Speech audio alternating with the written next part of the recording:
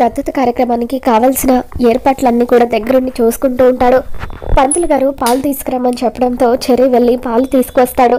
ఇంకా ఏమైనా కావాలా పంతులు గారు? ఒకవేళ మర్చిపోతే ఇప్పుడు చెప్పండి, ఆ తర్వాత అది లేదు ఇది లేదు అంటూ దత్తత కార్యక్రమం లేట్ చేయొద్దు. అనుకున్న ప్రకారమే అనుకున్న టైంకి మా మావయ్య భూమిని దత్తత తీసేసుకోవాలి అని చెప్పి చెర్రీ అంటూ ఉంటాడు. దాంతో పంతులు గారు, బాబు నీ హడావిడి చూస్తూ ఉంటే నీ మనసులో ఏదో బలంగా కోరుకుంటున్నావని తెలుస్తుంది. నువ్వు మనసులో ఏమైతే కోరుకుంటున్నావో అది ఖచ్చితంగా జరగాలని ఆశీర్వదిస్తున్నాను అని చెప్పి పంతులు గారు అనడంతో చెర్రీ సిగ్గుపడుతూ థ్యాంక్ యూ పంతులు గారు అని చెప్పి అంటూ ఉంటాడు. ఆ తర్వాత మనసులో మావయ్య భూమిని దత్తత తీసుకుంటే భూమి మావయ్య కూతురు అవుతుంది, అప్పుడు నాకు వరుసకు మరదలవుతుంది, ఆ తర్వాత మా ఇద్దరికి పెళ్లి జరుగుతుంది అని చెప్పి చెర్రీ ఎంతగానో ఆనందపడిపోతూ ఉంటాడు. తర్వాత చెర్రీ శోభచంద్ర ఫోటో దగ్గరికి వచ్చి అక్కడ దీపాలు వెలిగిస్తూ ఉంటాడు. అలా చెర్రీ దీపాలు వెలిగిస్తూ ఉంటే అటువైపుగా బిందు వస్తుంది. రే, నీ హడావిడి చూస్తూ ఉంటే నాకు ఏం అర్థం కావడం లేదు. ఇప్పుడు దత్తత మామయ్య తీసుకుంటున్నాడు కాబట్టి మామయ్య హ్యాపీగా ఫీల్ అవ్వడంలో అర్థం ఉంది. భూమి మామయ్యకి కూతురు అవ్వబోతుంది కాబట్టి భూమి కూడా హ్యాపీగా ఫీల్ అవ్వడంలో అర్థం ఉంది. మధ్యలో నువ్వెందుకు ఇంతలా ఎగ్జైట్ అవుతున్నావని చెప్పి అడుగుతూ ఉంటుంది. దాంతో చెర్రీ, నేను ఎందుకు ఇంత హ్యాపీగా ఫీల్ అవుతున్నానో ఈరోజు నీ మట్టి బుర్రకు అర్థమయ్యేలాగా చెప్పాల్సిందే. ఇప్పుడు భూమి మావయ్యకి కూతురు అవుతుందంటే అప్పుడు మావయ్య మేనమామ అవుతాడు కాబట్టి భూమి మనకి మేనమరదలు అవుతుంది. లవర్స్ మధ్య ఉన్న సరసం కంటే బావ మరదల మధ్య ఉండే సరసం వేరే లెవెల్లో ఉంటుంది అని చెప్పి చెర్రీ సిగ్గుపడుతూ ఉంటాడు. నీలాంటి చింపాంజీ చెల్లెలకి ఈ విషయం గురించి ఎంత చెప్పినా అర్థం కాదులే, ఇంకొకసారి ఈ విషయంలో నన్ను ఏడిపించావంటే నేను గోడకేసి కొడతాను అని చెప్పి చెర్రీ అంటూ ఉంటాడు. ఏంట్రా కొట్టేది? సున్నమా అని చెప్పి, ఒకవేళ నేనే కనుక అబ్బాయిని అయ్యుంటే నీకన్నా ముందు భూమిని నేను ఎగరేసుకుపోయి ఉండేదాన్ని. ఈ విషయంలో నువ్వు లక్కీ ఫెలోవే అయిపోయావు అని చెప్పి బిందు అంటూ ఉంటుంది. మరో పక్క మీరా ఒక దగ్గర నిలబడి ఆలోచిస్తూ ఉంటుంది. అప్పుడే కృష్ణప్రసాద్ మీరా దగ్గరికి వస్తాడు. ఏంటి మీరా, ఎందుకు అలా ఉన్నావు అని చెప్పి కృష్ణప్రసాద్ అడుగుతూ ఉంటే అప్పుడు మీరా, ఏం లేదండి, భూమి మంచి అమ్మాయి అయినా భూమిని దత్తత తీసుకోవడంలో అన్నయ్య ఏమైనా తొందర పడుతున్నాడేమోనని నాకు అనిపిస్తుంది అని చెప్పి అంటూ ఉంటే అప్పుడు కృష్ణప్రసాద్, అలాంటిదేమీ లేదులే, ఎంతనా భూమి మీ అన్నయ్య సొంత కూతురే కదా అని చెప్పి అంటూ ఉంటాడు. ఇక అలా టంగ్ స్లిప్ అవ్వడంతో మీరా సంతోషపడుతూ, ఏంటండి మీరు అనేది, అంటే నిజంగానే భూమి అన్నయ్య సొంత కూతురు అని చెప్పి అంటూ ఉంటుంది. లేదు లేదు, అంటే భూమి కూడా మీ అన్నయ్యకి కూతురు లాంటిదే కదా, అందుకే అలా అన్నాను అని చెప్పి కృష్ణప్రసాద్ అంటూ ఉంటాడు. ఒక్క క్షణం మీరన్న మాటల్ని బట్టి భూమి అన్నయ్య సొంత కూతురేమోనని చాలా ఆనందపడిపోయాను కదండి అని చెప్పి మీరా అంటూ ఉంటుంది. నీ ఆనందాన్ని అలాగే ఉంచు, ఈరోజు నేను కూడా చాలా ఆనందంగా ఉన్నాను అని చెప్పి కృష్ణప్రసాద్ మనసులో, ఒకప్పుడు నాకు తెలియకుండానే నేను భూమిని తన కుటుంబానికి దూరం చేశాను, ఈ రకంగా అయినా తన ఈ కుటుంబానికి మళ్ళీ దగ్గర అవుతున్నందుకు చాలా ఆనందంగా ఉంది అని చెప్పి కృష్ణప్రసాద్ అనుకుంటాడు. మరో పక్క భూమి శోభచంద్ర ఫోటోకి దండం పెట్టుకుంటూ ఉంటుంది. బాధని సంతోషాన్ని కొలవడానికి ఒక్కోసారి మాటలు లేవని అంటారు. ఇప్పుడు నా విషయంలో కూడా అలాగే జరుగుతుందమ్మా. నేనే నీ సొంత కూతుర్ని నాన్న అని నేనే నాన్నకి చెప్పడానికి వస్తూ ఉంటే నాన్నే నాకు ఎదురుగా వచ్చి నిన్ను దత్తత తీసుకొని నా సొంత కూతుర్ని చేసుకుంటానమ్మా అని అడిగారు.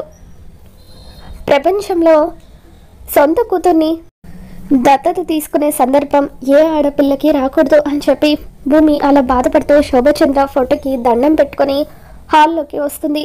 ఇక భూమి హాల్లోకి వచ్చిన తర్వాత చెర్రీ భూమితో, భూమి ఈరోజు నాకు చాలా ఆనందంగా ఉంది, ఈ రోజుతో నువ్వు ఈ ఇంటికి అఫీషియల్గా ఫ్యామిలీ మెంబర్వి అవ్వబోతున్నావు కదా అని చెప్పి అంటూ ఉంటాడు.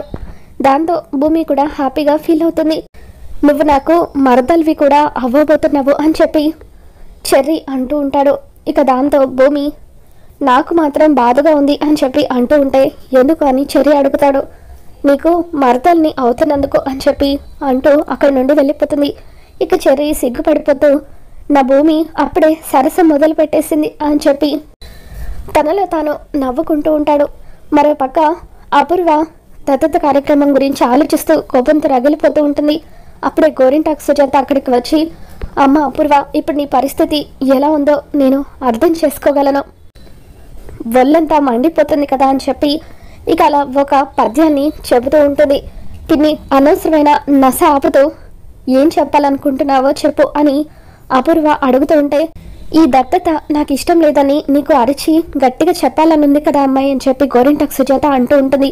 అవును పిన్ని, కానీ చెప్పలేని సిచ్యువేషన్, పిచ్చి పెట్టేలాగా ఉంది అని చెప్పి అపూర్వ అంటూ ఉంటే, ఎలా చెబుతావులే అమ్మాయి, ఒకవేళ అలా చెబితే నీ క్యారెక్టర్ పడిపోతుంది కదా.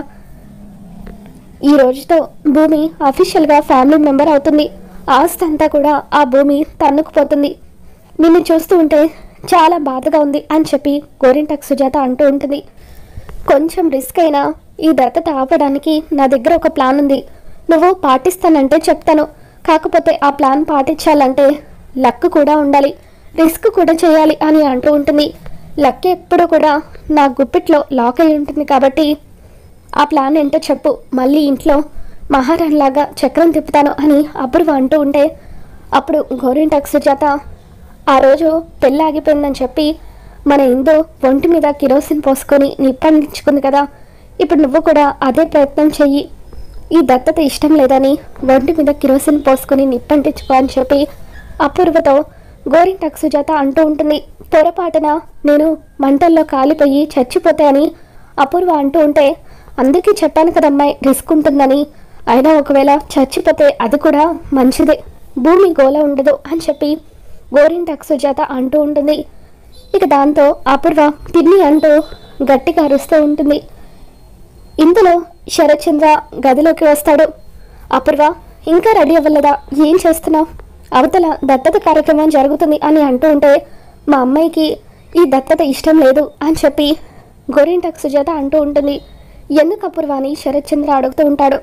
ఎందుకేంటి అల్లుడు గారు, సొంత కూతురు ఇంట్లో ఉండగా బయట అమ్మాయిని దత్తత తీసుకుంటే ఏ తల్లికైనా నచ్చుతుందా? ఇప్పుడు అపూర్వ పరిస్థితి కూడా అలాగే ఉంది అని చెప్పి గోరింటాకు సుజాత అంటూ ఉంటుంది. ఆస్తి పోతుందని భయపడుతున్నావా అపూర్వ అని చెప్పి శరత్చంద్ర అంటూ ఉంటాడు.